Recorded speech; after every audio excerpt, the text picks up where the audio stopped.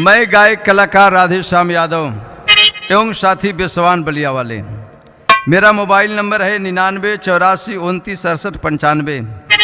मैं Jawahar film studio Rasra के सौजन्य से मैं एक कांड गाने जा रहा हूँ। मुझे आशा नहीं पूर्ण विश्वास है कि आप लोग जरूर पसंद करेंगे। कवि जी भूमिका में भाव दिए हैं।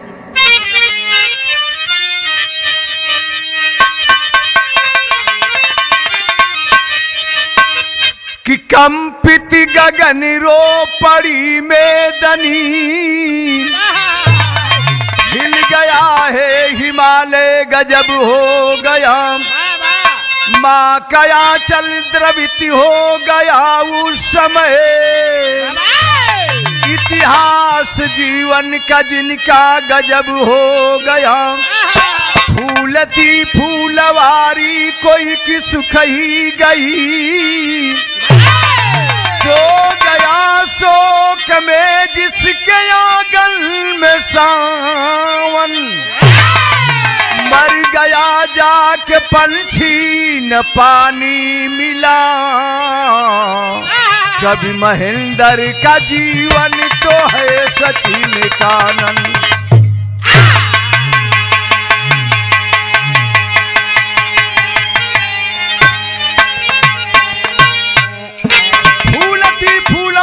कोई की सुखाई गई, सो गया शोक में जिसके आंगन में सावन, मर गया जाके पंछी न पानी मिला, कभी महेंद्र का जीवन तो है सच में कानन। एक लाइन गजल के अंदाज लगल मास्टर।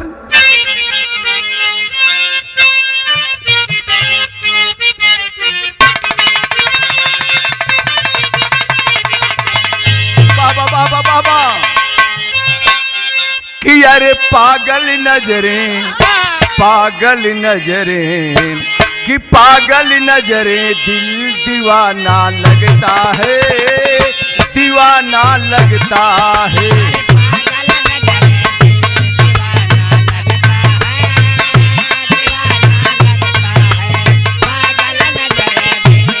अरे जियोलाल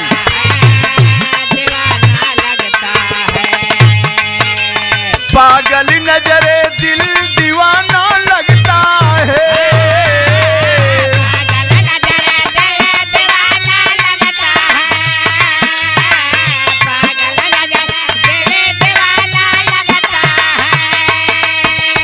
पागल नजरे दिल दीवाना लगता है। अरे तेरा मेरा मेरा तेरा, अरे मेरा तेरा प्यार पुराना लगता है, पुराना लगता है। बहुत अच्छे पुराना लगता है, तेरा मेरा प्यार पुराना लगता है, पुराना लगता है। कवि जी भाव के अंदर लिखे हैं कि अरे अपना प्यारा अपना प्यारा, अरे अपना प्यारा कभी गोद में सोता है, गोद में सोता है। अपना प्यारा कभी गोद में सोता है, गोद में सोता है। अपना प्यारा कभी गोद में सोता है, गोद में सोता है। अपना प्यारा कभी गोद में सोता है,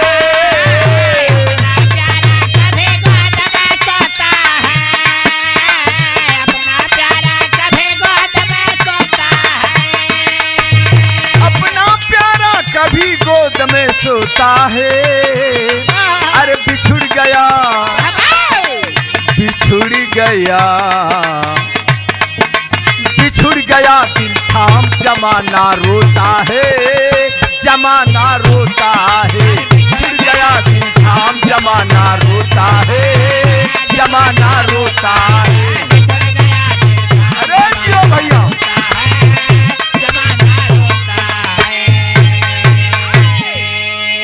अपना प्यारा कभी गोद में सोता है, अब बिछुड़ गया दिल थाम जमाना रोता है। ये हमें से नज्म का लाइन लगल, बाबू गौर करेंगे कहानी पे।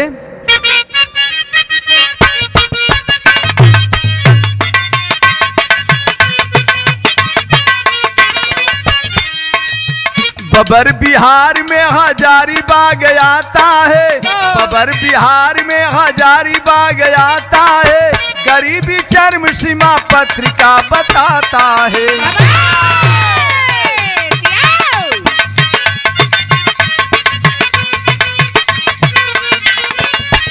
गांव सोनौली के सूरज शर्मा निवासी हैं, ग्राम सोनौली के सूरज शर्मा निवासी है, हुई मोहताज रोटी जिंदगी उदासी है।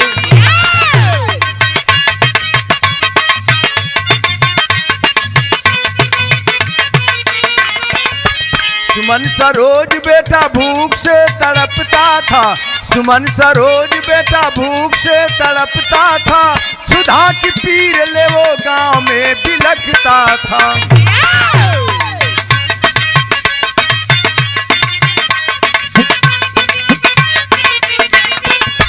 गांव सोनौली से उम्र 10 वर्ष की सरोज घर को छोड़ चला, उम्र 10 वर्ष की सरोज घर को छोड़ चला, गांव सोनौली से वो बच्चा नाता तोड़ चला।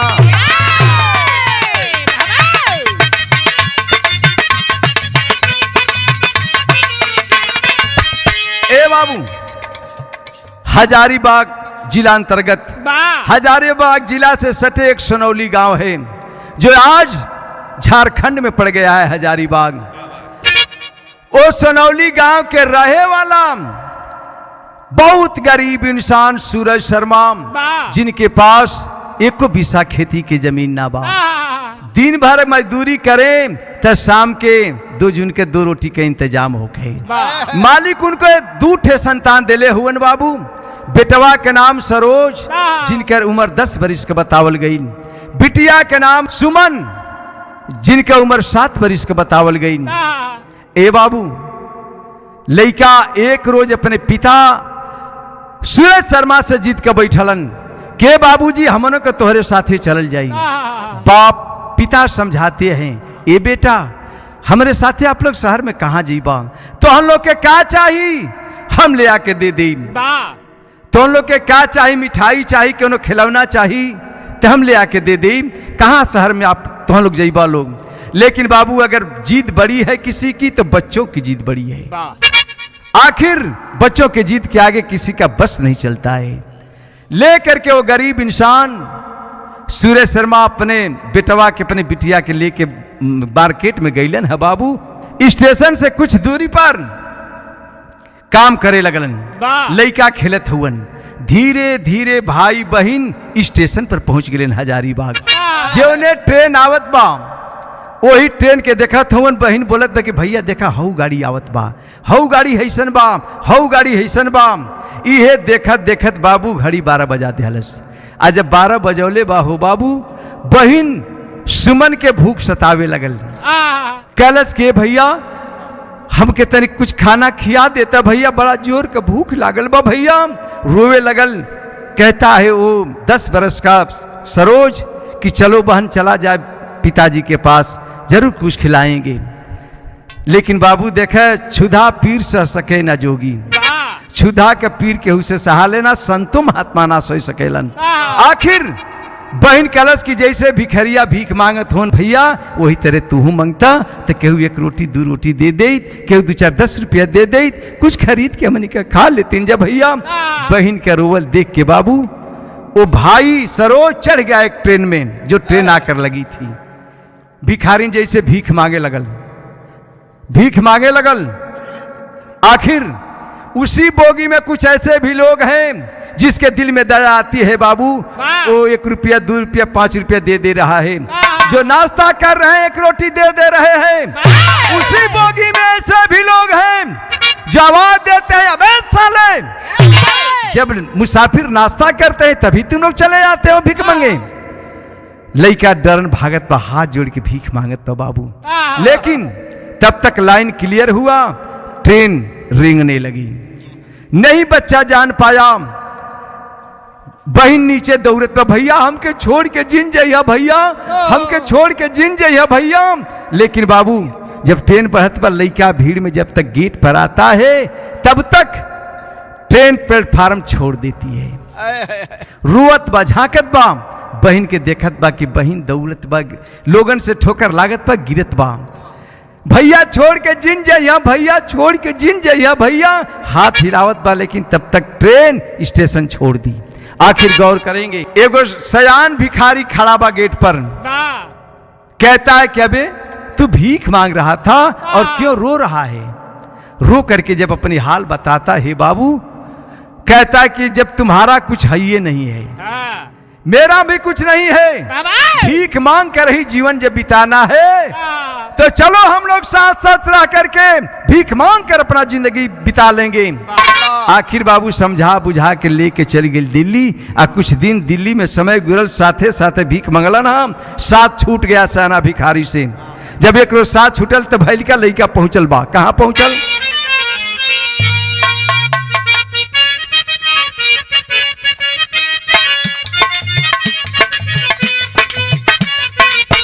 फरीदाबाद में जा लाल वो भटकने लगा, फरीदाबाद में जा लाल वो भटकने लगा, हुआ बुखार भारी रात में तड़पने लगा।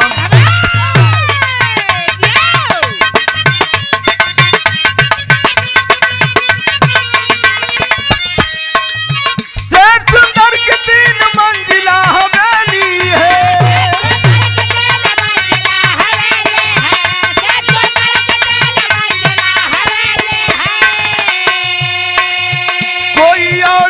नहीं जिंदगी अकेली है। ए बाबू जब साथ छूटल, एक रोज लड़का के बड़ा तेज बुखार भइल, घूमत फिरत लड़का बुखार से लथपथ बड़ी आलीशान कोठी देखले बा, वही गेटे पर जाके बाबू गिर पड़ल, वही सो गया, बुखार से तड़प रहा है। वो सुंदर सेठ की हवेली थी, जो पूंजीपति आदमी था सुंदर सेठ। दिल्ली में उसकी छोटी छोटी कई कंपनियां चलती हैं। आखिर मालिक ने कोई औलाद नहीं दिया है सुंदर सेठ को। अपनी पत्नी को लेकर कहीं निकला था घूमने फिरने। जब 9 बजे रात को आता है अपने घर, देखता है गेट पर कोई भिखारी पड़ा है। गाड़ी से उतरा और आवाज दिया, अबे साले भिखारी, तुमको यही जगह मिली सोने के लिए? लड़का जब डांट सुन ले बा, गाली सुन ले बा, हो बाबू उठल, हाथ जोड़ ले, सुंदर सेठ के सामने गिड़गिड़ात बा, आवाज देत बा, एक लाइन गीत लागल।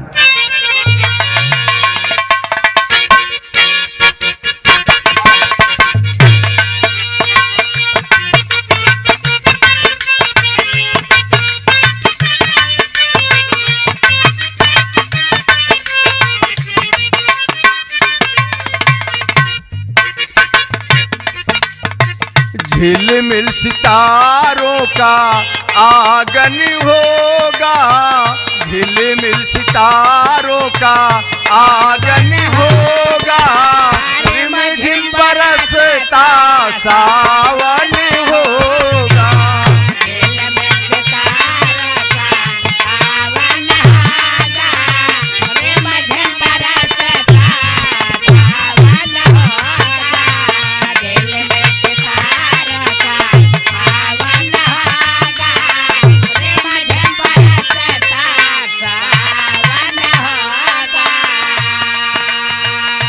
हाथ जोड़ करके बाबू रोता है, कहता है मालिक, केहू ना हमार खास, केहू ना हमार खास, आसबा चरण के, केहू ना हमार खास, आसबा चरण के, रोटियां खियाता बाबू देई दासरन के। चरण के रोटियां खियाता बाबू दे।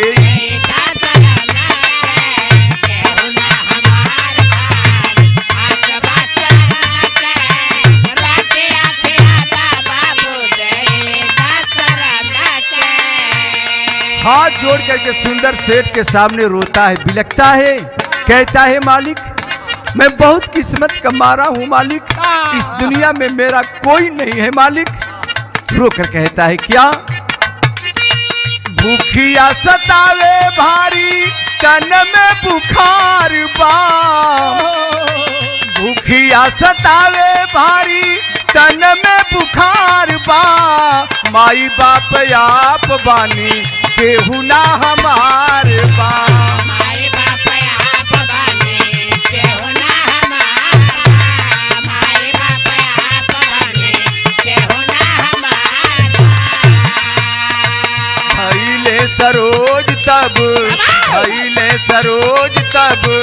सुंदर के चरण के, धैले सरोज तब सुंदर के चरण के, रोटियां खिलाता बाबू के शरण के। जाइले सरोज तब सुंदर के चरण के, रोटियां खिलाता बाबू के शरण के। जाइले सरोज तब यो लाल यो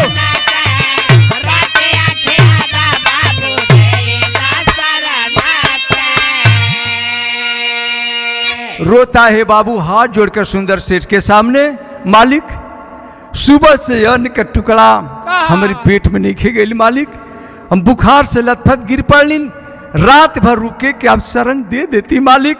सुबह हुई बाबूजी हम आपके दरवाजे से चल जाए, कबो न रौरी दरवाजे पर आई।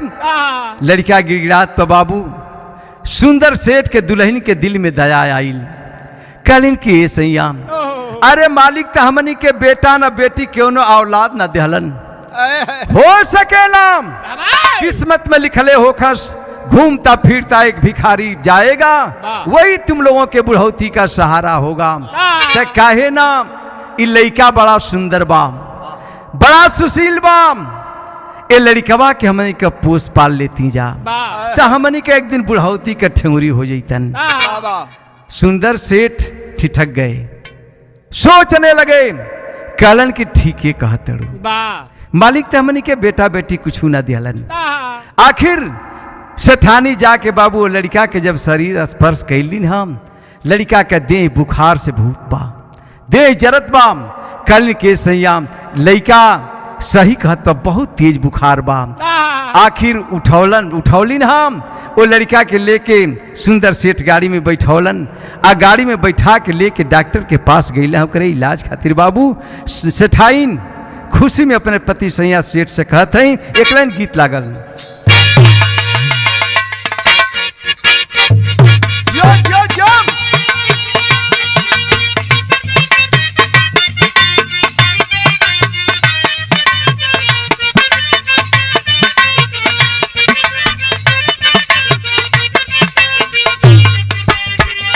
देखा बबन भाई क्यों न देवर अपने भौजाई से मजाक करत बा। सुबह भौजाई के चाल देख के कहलस कि क्या हो भौजी तुहार गोड़ बड़ा आल फाल परता। कहलस कैसे, चलेलू भचकत भोरे की बेरा, चलेलू भचकत भोरे की बेरा, खेललू कवन खेल माला वाला ए भौजी, माला वाला ए भौजी, कमर में करुआ तेल मन। अरे जियो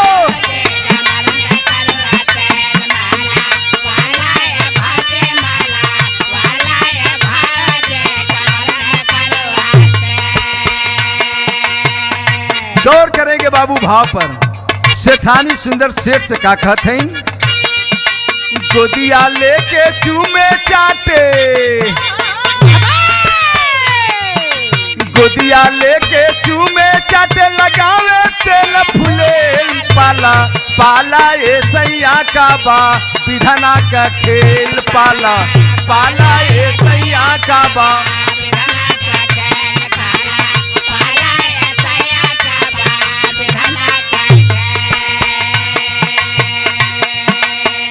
सेठयो सेठाइन दूनो खुशियाँ मनावे,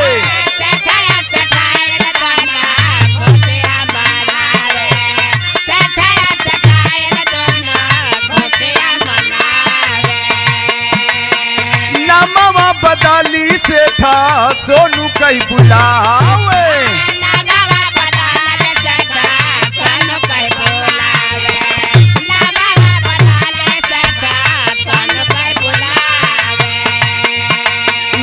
के दिया ना बुझे न कबहू, नेहा के दिया ना बुझे न कबहू, लाला से रखिया मेल पाला, पाला ये सैया का बाप विधना का खेल, पाला ये सैया का बाप।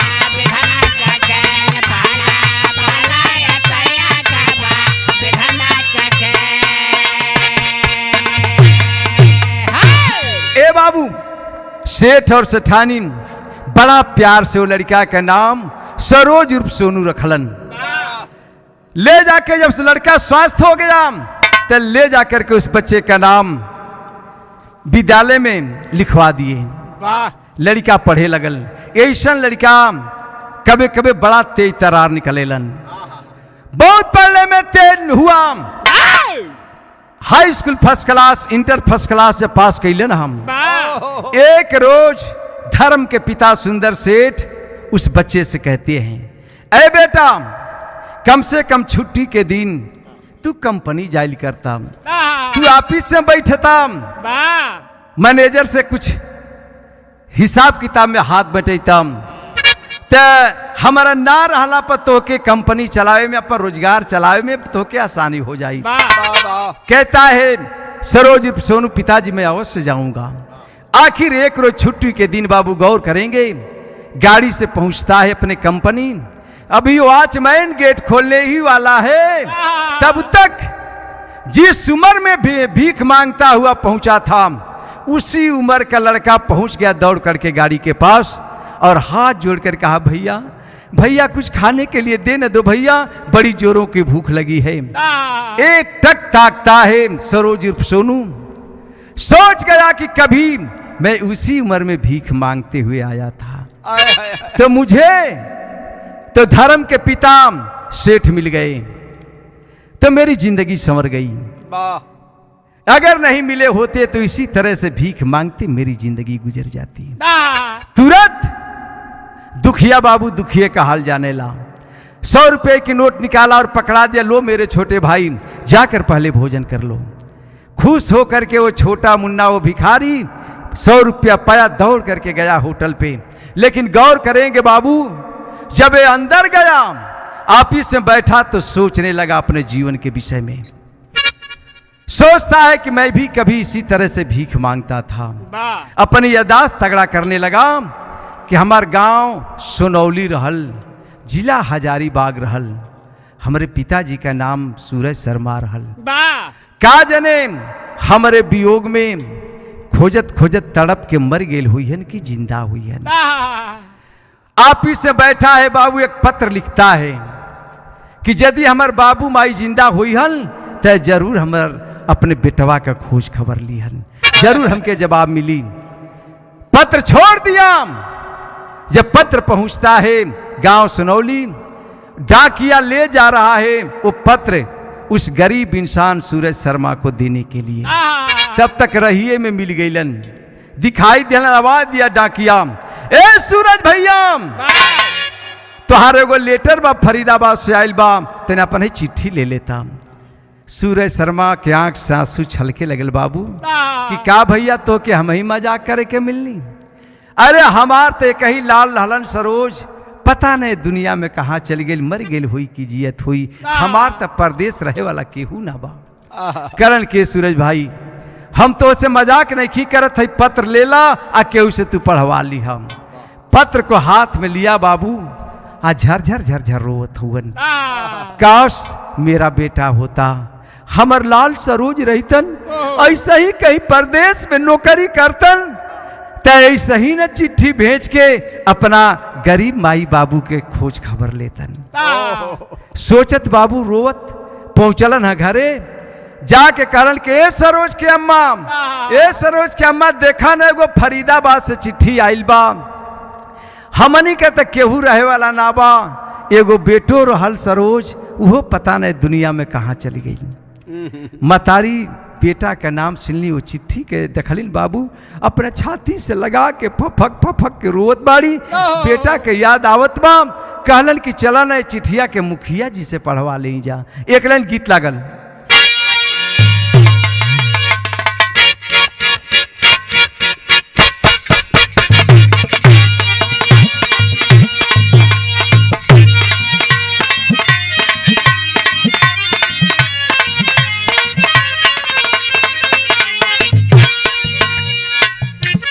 वह गीत बा तोहरा घर के चिकन मटिया घड़ी ला बनौलो हो राम घड़ी ला ले के हाँ घड़ी ला ले के सावर पानी आके जाली हो राम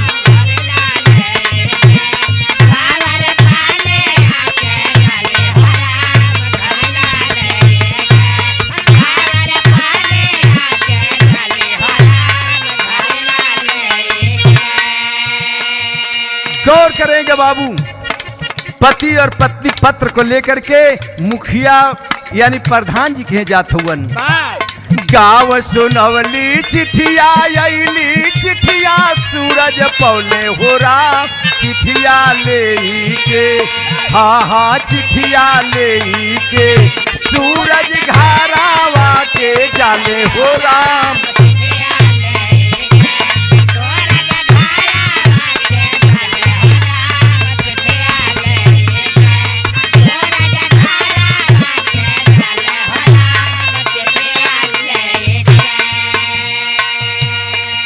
आखिर बाबू जब पत्र को लेकर के चलते हैं मुखिया जी के पास तब मुखिया के द्वारे बाबू चिट्ठिया खोलाई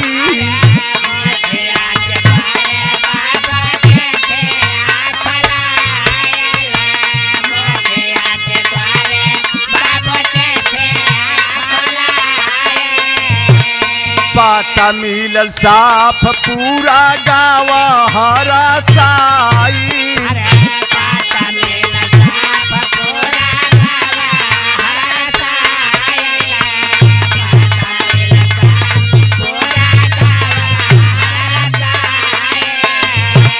खोवल हीरा माई पवली छाती अब जुड़ाई हो रहा चिठिया ले के हाँ चिठिया ले के सूरज घरावा के चले हो रहा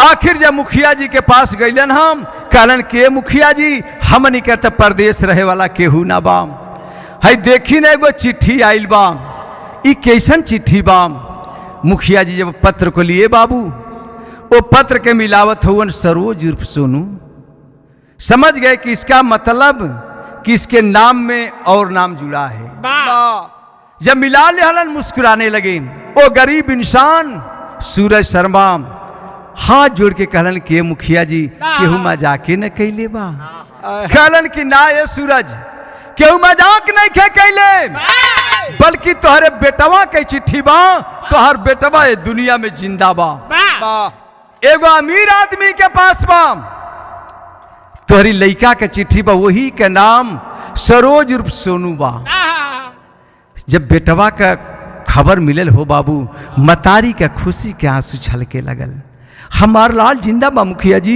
हमार बाबू सरोज जिंदा बा ना मुखिया जी कहलन कि हाँ पगली तो बाबू जिंदा बा सरोज जिंदा बा अमीर आदमी के पास बा देखें बाबू इन्हें तो बेटा का पता लगल लेकिन जो ना करे पीठ का बहिन सुमन जो स्टेशन पर छूट गई आखिर जवानी के दहलीज पर बाबू वो गरीब इंसान के पास पैसा नहीं खे के अपनी बेटी का हाथ पीला कर सके गांव के लोग चंदा इकट्ठा कई के आ देखा ओ सुमन बिटिया के शादी का दिन रखले हुवन कहता है वो गरीब इंसान ये मुखिया जी जो ना पता से चिट्ठी आइल बा वही पता पर एगो चिट्ठी लिख देतीन हमार लाल जिंदा हुई हन हमार सरोज जिंदा हुई तो अपने बहन के शादी में जरूर शरीक हो जाइ हन मुखिया जी वही कंपनी के पता पर चिट्ठी लिखलन हम चिट्ठी पहुंचल फरीदाबाद एक लाइन यहाँ गीत लगल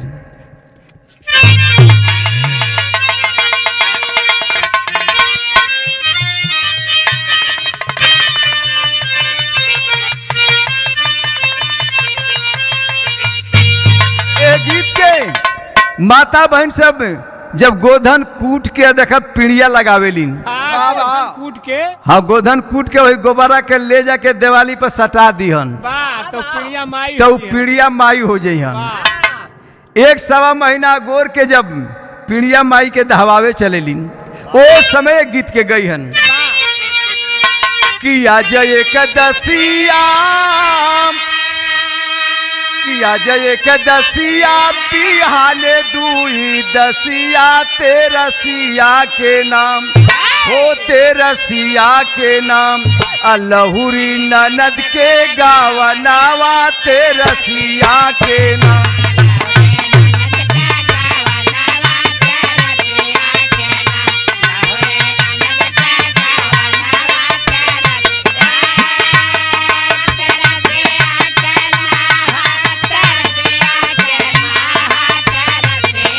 अरे जियो भैया जियो।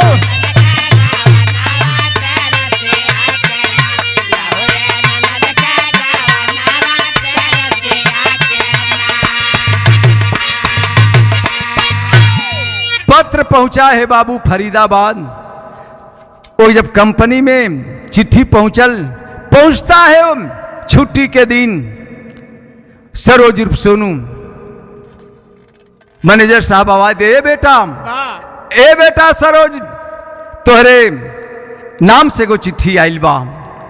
हमरे नाम से चिट्ठी आइल बा? कहाँ से चिट्ठी आइल बा मैनेजर साहब?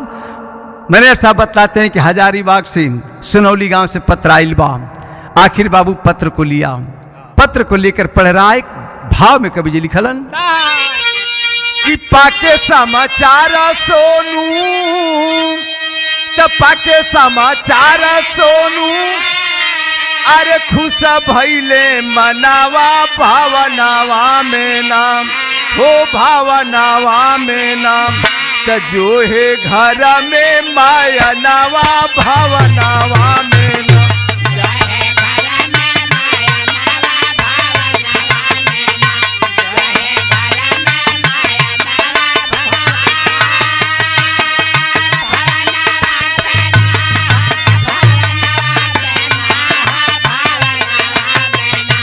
जो है घर में माया नावा भावनावा में नाम।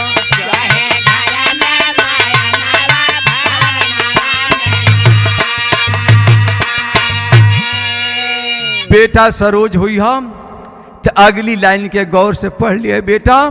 जो ना बहन के रोटी खियावे खातिर तू ट्रेन में चढ़ल कि बहिनी के शादी घर, कि बहिनी के शादी घर, अरे संगी गवनावा भावनावा में नाम, हो भावनावा में नाम, जो है घर में माया नावा भावनावा में।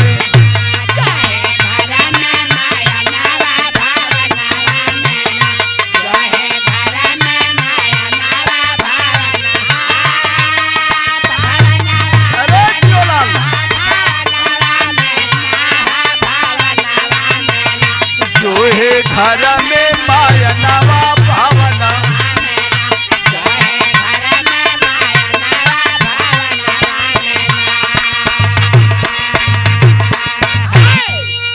पांच मार्च को पत्र पाता है बाबू। 7 मार्च को उसकी बहन की शादी है। तुरंत निकल ऑफिस से भागल गई अपने धर्म के पिता, धर्म के माता के पास जाके चिट्ठी दिलन, हाथ जोड़ के रोवे लगलन, पिताजी जो ना बहन के रोटी खियावे खातिर हम ट्रेन में चढ़ल हनी, पिताजी वो बहन के शादी परसों 7 मार्च के बाद आपका आदेश होई तो हम बहन के शादी में शरीक हो जाती। सुंदर सेठ सोचने लगे, बारे मालिक बा, कितना दिन का बिछुड़ल ये बेचारा के बाप मतारी मिल गई। समझावत हवन कि बेटा ऐसा ही जाइबा बहन के शादी में। कहन कि पिताजी अगर ऐसा हूँ जाके हम शरीक हो जाए ना पिताजी, तो हमारी बहन के संताना मिल जाई, हमारे बाप मातारी के संताना मिल जाई। आखिर सुंदर सेठ तत्काल व्यवस्था कैलन है का कि 1,63,000, कि 1,63,000, अरे ले के खजनावा भावनावा के नाम, हो भावनावा के नाम आ सोनू कैले पायनावा भावनावा के नाम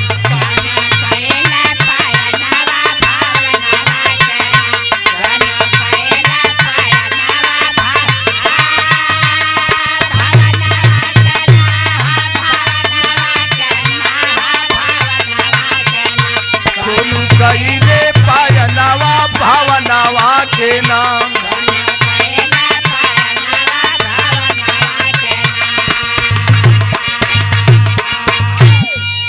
ए बाबू 1,63,000 रुपया दिए, ले जाकर के ट्रेन में बैठाते हैं, समझाते हैं बेटा जुग जमाना बड़ा बाउरबा के उसे सरसरात करत मत जइहा। आ जब अपनी बहन के विदाई कै ले हा बेटा तो अपनी बाप मातारी के लेके चलिए यहाँ।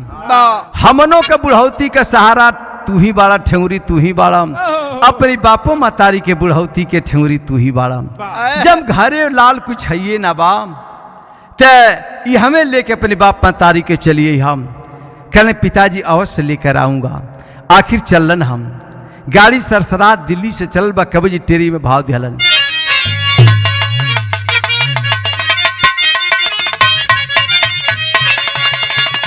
कि अरे मिटाई ना ब्रह्मा के लेखनी, तब मिटाई ना ब्रह्मा के लेखनी, ते किस्मत करम में जकर लिखल बा दुखदाई, अरे दुखदाई, अरे दुखदाई। किस्मत करम में जकर लिखल बा दुखदाई, मिटाई ना ब्रह्मा के लेखनी। आखिर बाबू गाड़ी सरसरा चलल, कवि जी विदेशिया में भाव दिहलन कि छोड़ले फरीदाबाद,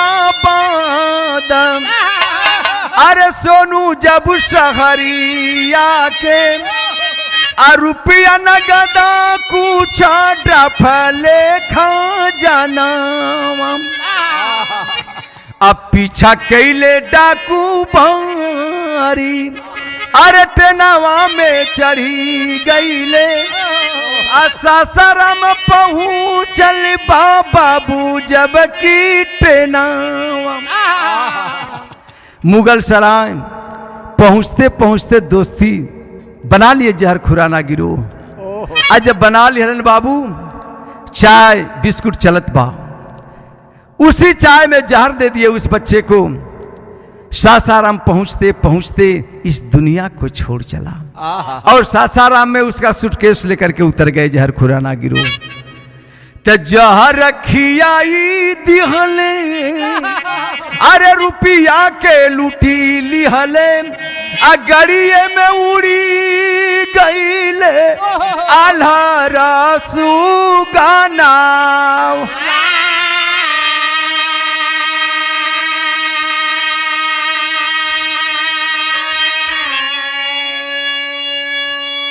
ए बाबू सासाराम में दम तोड़ दिया, जहर खुराना गिरोह उसका सूटकेस लेकर उतर गए। 7 मार्च वाला दिन है।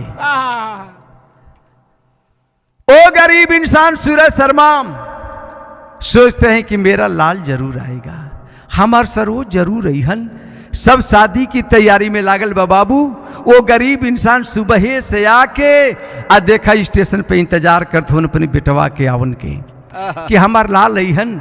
मन में तरह तरह के भाव उठत बा, काश मैं अपने बेटे को पहचान पाऊंगा कि नहीं पहचान पाऊंगा। हमार लाल अहन तो कैसे जानब कि हमार बेटा सरोज हुवन, कैसन भाई हुईहन सोचत हुवन। धीरे धीरे बाबू घड़ी 12 बजौलस, घड़ी 12 बजौलस, निराशा छाने लगी। एक लाइन गीत लागल,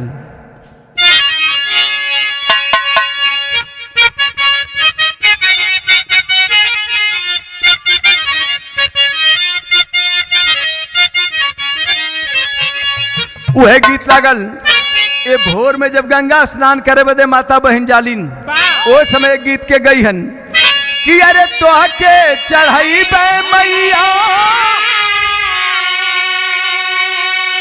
कि तोह के चढ़ाई बे मैया, अरे नारियल चुनारिया हो कि गंगा जी पार कई दबो ढाली नेवारिया हो कि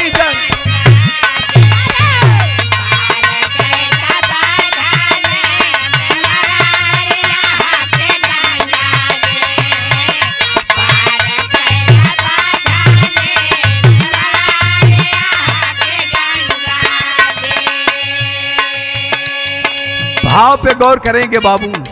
वो गरीब इंसान का सोचत हुवन कि सोचे सूरज आई है आज, तो सोचे सूरज आई है आज, अरे हमरो लाला नवा हो नया नवा बरी से बाबू खोज जाके इसे नवा हो नया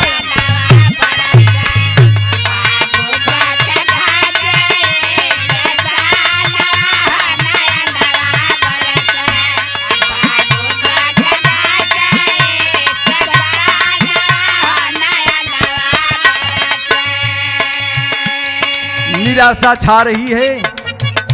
तब तक फिर एक गाड़ी आ रही है, हारन दे रही है, प्लेटफार्म पर इन कर रही है। सोचे थे उनकी चला एहू गड़िया के देख लेंगे। आखिर जब वो गाड़ी के देखलन तो भैल का गाड़िया रुकाला देखे पीरतवने चानवा हो नया नवा बरी से लाल भैले हमारो सफानवा हो न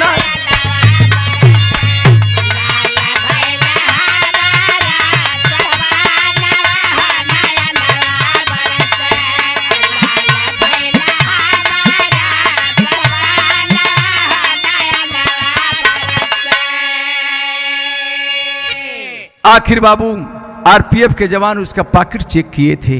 उसके पॉकेट में हजारीबाग का टिकट था।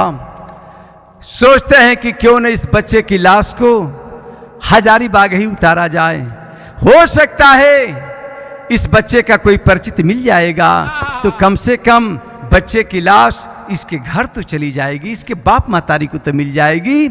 आखिर बाबू यह सोच के हजारीबाग रेलवे स्टेशन पर जब आरपीएफ के जवान उतारते हैं बच्चे की लाश को, जितना लोग देखत हुवन बाबू सबके आंख से आंसू चलत बा। बारी मालिक केकर घर उजाड़ दे प्रभु, इतना सुंदर लइका बा। जब एक लइका के बाप मतारी अपने मरल बेटवा के लाश पहिन मालिक तो कैसे बर्दाश्त करिहन। आखिर भीड़ लगत जात बा। वो गरीब इंसान सुरेश शर्मा वो भीड़ के तरफ बढ़त हुवन। करीब गईलन, ए बाबू कैसन भीड़ लागल बा, आप लोग काहे रोवत हुआ। लोग बतौलन कह रहे यार जाओ देखो ना तुम भी रोने लगोगे।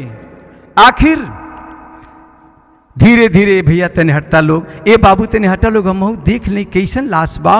जब देखलन पहचान गया वो गरीब इंसान अपने बेटवा को, दौड़ के जाके सर गोदी में ले लिहलन। सरोज हमर लाल आ गई सरोज, इतना गहरी निद्रा में बाड़ा बेटा कि तोके पुलिस के जवान उतारत होन बेटा। अपने स्टेशन आ गई बड़ा लाल, आँख खोला लाल, आँख खोला सरोज, हम तुम्हार पिता अभागा पिता सूरज शर्मा बोलते बेटा, लेकिन कहाँ है बाबू इस दुनिया में। सरोज कि अपने पिता की आवाज को सुने, झकझोरता है वो गरीब इंसान, चूमता है उसका मुंह को कि बेटा सरोज अपने पानी पी के हम रह जात रहली लाल, लेकिन तुहन लोग के हम भोजन करावत रहली लाल।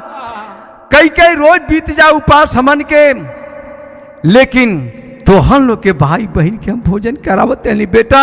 एक बार बाबूजी कह के बुला देता बेटा, ये तोहरी भागा बाप के संताना मिल जाइत बेटा। लेकिन कहाँ है बाबू कि अपने पिता की आवाज को सुने। गांव के लोग, प्रदेश से आए वाला दो चार आदमी स्टेशन पर पहुंचलन गाड़ी पकड़े बदे बाबू। जब देखलन सूरज शर्मा के, ओ सरोज बेटवा के गम के सागर में डुबकी लगाने लगे। जीआरपी के दरोगा से रिक्वेस्ट कैलन हम कि सर इस बच्चे को पोस्टमार्टम में न भेज करके पंचनामा बनवा के ये लड़का के लाश के साहब एक करे घरे पहुंचवा दी। बहुत गरीब इंसान है सूरज शर्मा। सारी घटना को बताए, उसकी गरीबी को बताए। जीआरपी का दरोगा के दिल बाबू मोम जैसन पसीज गई। पंचनामा बनवा करके उस बच्चे के लाश को जीप मंगा करके जीप में लेकर उसके घर जा रहे हैं। कहना बात कि गौआ में गईले लेके, तो गौआ में गईले लेके, अरे पुलिस के जवानवा हो नया नवा बरी, दुख में रोवे धरती हो जगानवा हो नया नवा बरी से।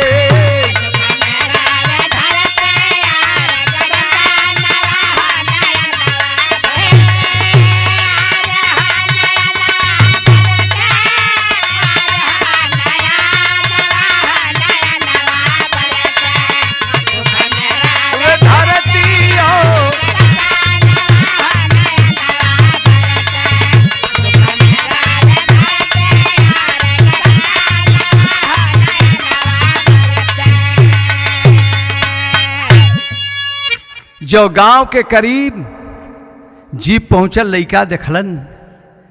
गांव में हल्ला रहल कि सरोज अहन, सरोज अहन। जब करीब पहुंचल, लड़का दौड़ के गईलन, ए चाची, ए चाची, सरोज भैया आवत हवन, जीप से आवत हवन, गाड़ी से आवत हवन, बहिन के बहुत दहेज लेके आवत हवन। मतारी जब अपनी बेटवा के आवन सुनल सो बाबू दौड़ पड़ल कि हमार लाल कैसन भइल होइहन। बहन शादी का कंगन पहनले बाबू धावल बा कि भैया के बहुत बहुत ओरहन दे, बहुत उलाहना दे, हमके रोटियों ना खियौलन, छोड़ के भागी हो गईलन। आखिर बाबू गौर करेंगे, जो ही जीप जाके लगल, जे जहें से रहल तहें से दौड़ के आयल कि सरोज आ गई, सरोज आ गईलन।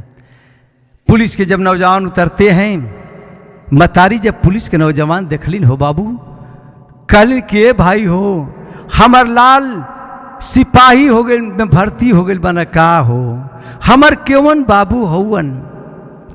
सिपाही वो पुलिस के आंख से बाबू आंसू छलके लगल। बच्चे की लाश को उतारता है, कहता है माँ तेरा लाल सिपाही में भर्ती नहीं है, पुलिस में भर्ती नहीं है, तुम्हारा लाल माँ इधर है। बच्चे की लाश को जब टांग करके बाहर करते हैं बाबू, माई का ममता छछाइल हो भैया, दौड़ के जाके अपने बचवा के गोदी में ले लिहलिन, लेके रोवत हईन, झरझर झरझर रोवत है, आवाज देत है, बेटा बेटा सरोज तो अपनी घर ही आ गई। बेटा तू इतना गहरी निद्रा में बाड़ा लाल कि तोहके पुलिस के जवान पहुंचावत होन। बेटा आँख खोला बेटा, अपनी माई का आवाज सुना बेटा। लेकिन कहाँ है सरोज कि अपनी माँ की आवाज को सुने। झकझोरत दे मतारी, सरोज सरोज हमनी से कौन चूक भइल बेटा कि हमनी के छोड़ के तू चल गई लाल। झकझोरत दे मतारी, देखत बा जब चेहरा क्यों शरीर में हलचल ना बा। बहन शादी का कंगन पहनले बाबू, भैया के झकझोरत, भैया सरोज, सरोज भैया हमके रोटियों ना खियौला भैया, हमके छोड़ के भाग न गईला भैया। समझते देर न लगी बाबू कि हमार भैया ये दुनिया में ना बाड़न। रोत बहिन कि अभागिन के टोली में बैठाई भैया, ये अभागिन के दुआरी पर खोज खबर लेबे के जाई भैया। अरे भैया तू तो अपन साथ पूरा न कहले हला, इहे न तू सपना सजौले रहला कि सुमन आज रोटी ना खियाई, जहिया तुहार डोली हमारी घर से जाई तहिया दहेज में तोहके हम कफन दे। तुहार अरमान तो पूरा न हो गई भैया।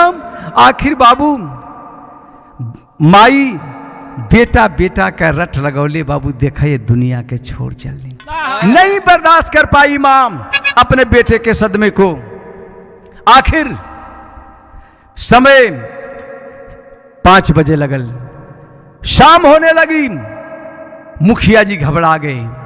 गांव के लोगों से कहते हैं, अरे गांव वालों अब तो जो होना था वो हो ही गया, लेकिन कुछ क्षण में बारात आएगी सुमन बेटी की। ऐसे ही हालत रहेगी तो हो सकता है कि बारात वापस चल जाओ, बेटी के हाथ पीला ना हो पाई। ई सोचन बरतिया की रहनी का अच्छा ठीक नहीं खे तो बारात वापस चल जाएगी, तो सुमन बिटिया के हाथ पीला ना हो पाई। आखिर बाबू खुशी का माहौल बनावत बनन, बारात आ गई, मेहमानबाजी होत बा, सेवा सत्कार होत बा। आल्हा में भाव लगल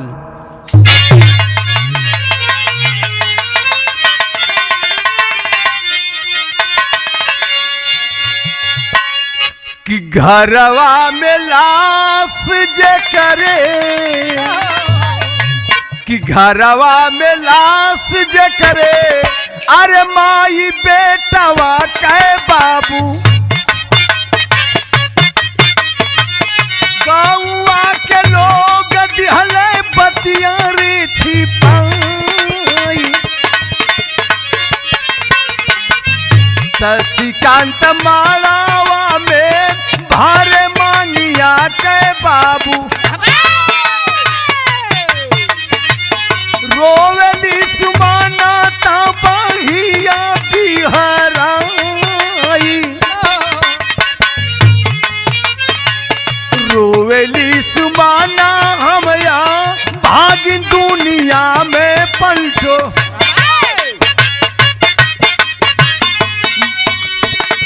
माई और भाई गायल सदिए में खा।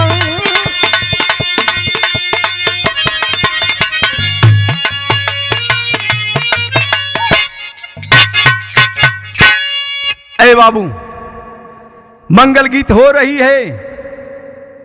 जब सुमन का सुहाग शशिकांत मड़वा के अंदर जब सिंदूर दान किया, जब सिंदूर पिन्हौलन हो बाबू, उसी समय फफक कर रो पड़ी सुमन बिटिया।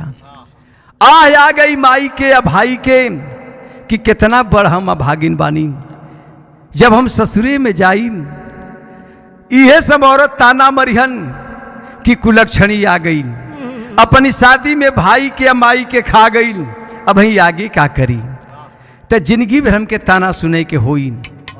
यह सोच के रोवत बा। जन 5 आदमी शादी करावत हलू अवाक हो गई, कह रे ये लड़की रोने क्यों लगी।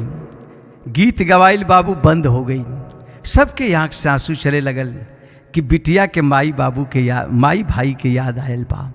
आखिर मुखिया जी के तरफ देख करके कहते हैं, शशिकांत के पिता कहे मुखिया जी आखिर माहौल गमगीन कैसे हो गया, ये लड़की रोती तो रोती और लोग क्यों रो रहे हैं, आप क्यों रो रहे हैं। सारी घटना को बाबू बतलाते हैं, सारी घटना से अवगत कराते हैं और हाथ जोड़कर कहते हैं समधी जी रहुआ बारात में जाके कर चर्चा मत करम, हम भोरे भोरे बेटी के विदाई कह दे, बेटी जुड़े जुड़े अपना घरे चल जाइए।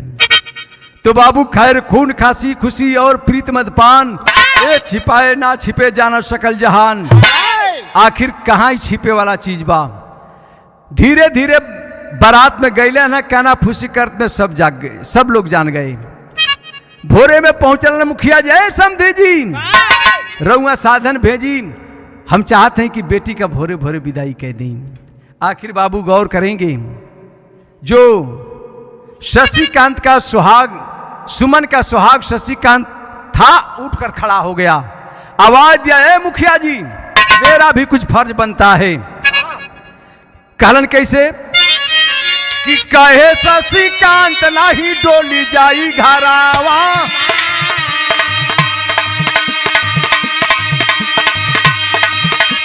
अरे ठीक है संगवा में डाले बिलखायम, भैया यार ठीक है संगवा में डाले बिलखायम, अरे ठीक है इले जब मसान घटावा पे, अरे ठीक है इले जब मसान घटावा पे, मुख अग्नि देके बाबू गिरे फहराया।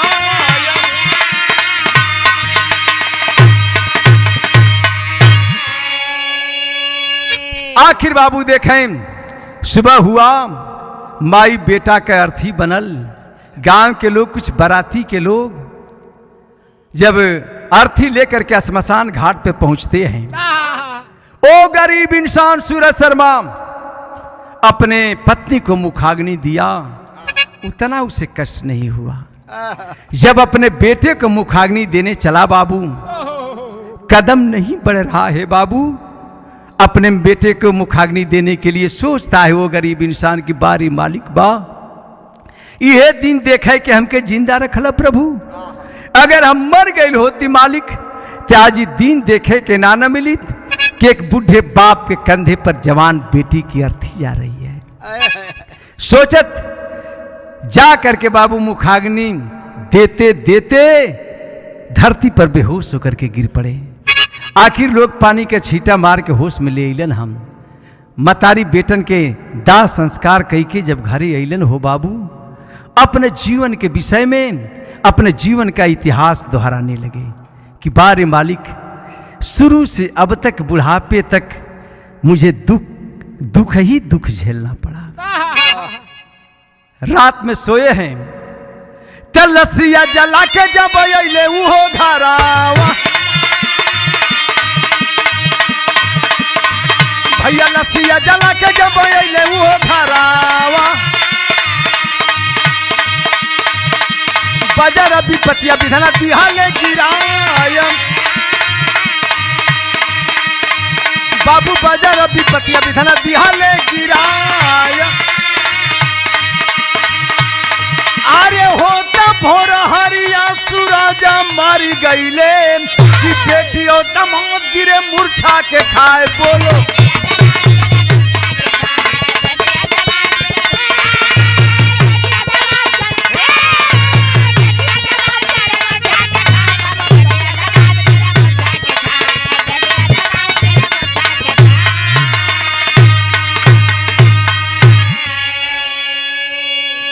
रात में वो गरीब इंसान सूरज शर्मा सोया और सोचते सोचते बाबू इस दुनिया को छोड़ चला।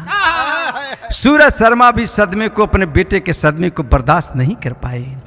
आखिर भोर हुआ, सुमन बिटिया पहुंचलिन। हम बाबूजी उठा, दिन आ गए बा बाबूजी, कबले सुतबा बाबूजी।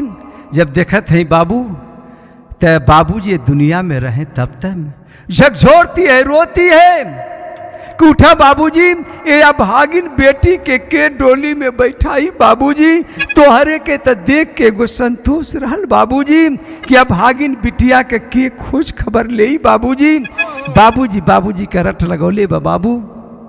पूरा गांव गम के सागर में डुबकी लगा रहा है कि बारे मालिक, बारे गरीब इंसान सूरज शर्मा के भाग्य। सब रोत बा, सोचत बा, बाबूजी बाबूजी बाबूजी का रट लगोले बाबू। सुमन बिटिया के हाल का भइल, खड़ी के लाइन में कहना बा,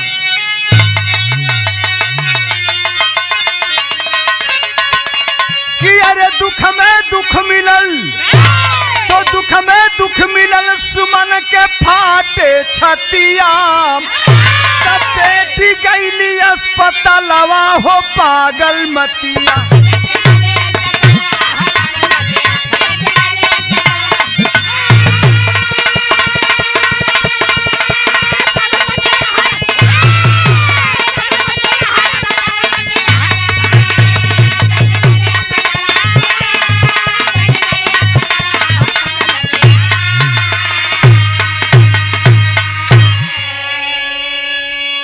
सुमन बिटिया का बाबू दिमाग क्रिक कर गया। हमेशा बाबूजी बाबूजी बाबूजी करत लगौले बा, दिमाग क्रिक कर गया। उसी पते पर सुंदर सेठ को मुखिया जी खबर दिए।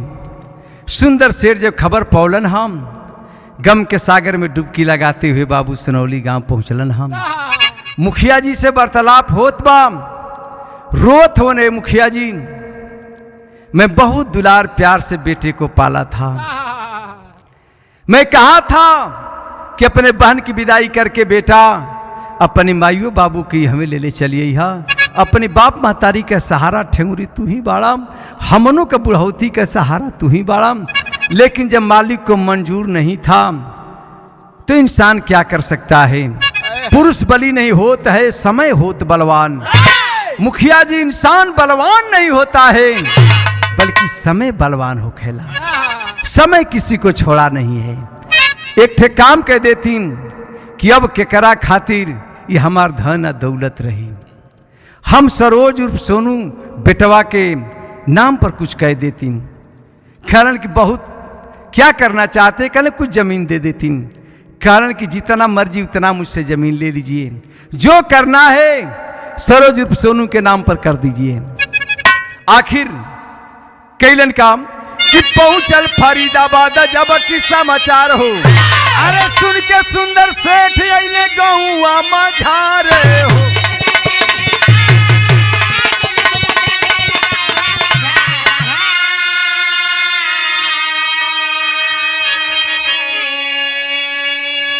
गौर करेंगे बाबू जमीन लेकर के क्या किए कि अरे इंटर कॉलेज बनवाने सुंदर दे के थतिया, तब बेटी गईली अस्पतालवा हो पागल मतिया।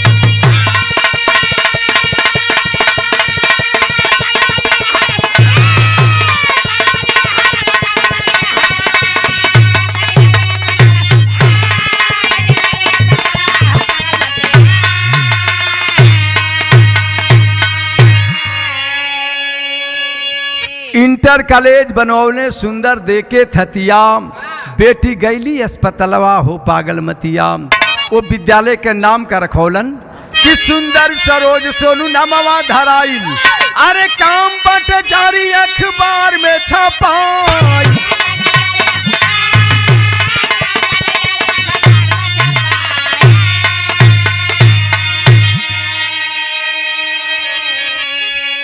तो कवि जी अपने कलम के माध्यम से ईश्वर को इशारा करते हैं, ऐ मालिक अरे ईश्वर के हु के ऐसा जन करी हो गतिया, तब बेटी गईली अस्पतालवा हो पागल मतिया।